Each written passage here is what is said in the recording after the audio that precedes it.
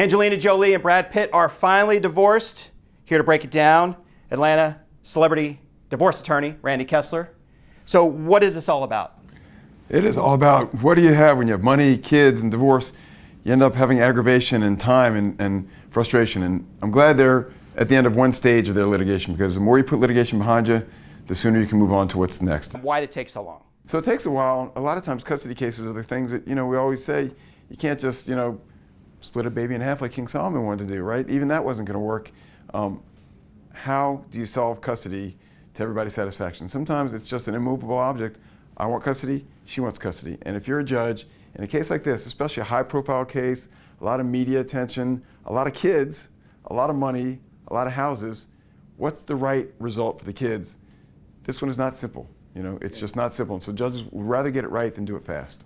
What's really interesting is not that it took so long, but that the judge actually let the divorce go through and not finish off the custody stuff. So it took a while, and it still ain't over, right? They're still going to fight about custody. And that's what's really unique to me, that they're going to let Angelina Jolie keep fighting about custody, but they're divorced. They're legally unmarried, but they're still litigating. Why not just end it all together like almost every other state does? Georgia, you can't get a divorce and still fight about custody. You got to finish it all, or you never get a divorce. This is a rare circumstance. It's rare. It's very rare. In fact, but that's the motivation, right? You want to get divorced. You got to figure out the pots and pans, the custody, the parenting time, everything, or you don't get to be divorced. That motivates people to get divorced. So how many more years is this going to last?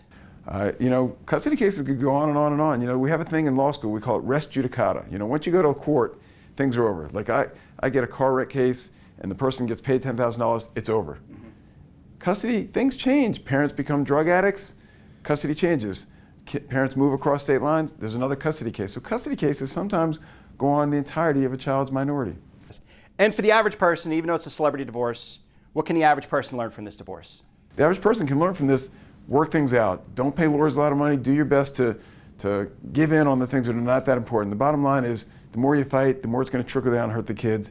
If you can put your feelings of anger against the other side away, figure out what's best for the kids. Put your kids first always. Easier said than done, but try your best.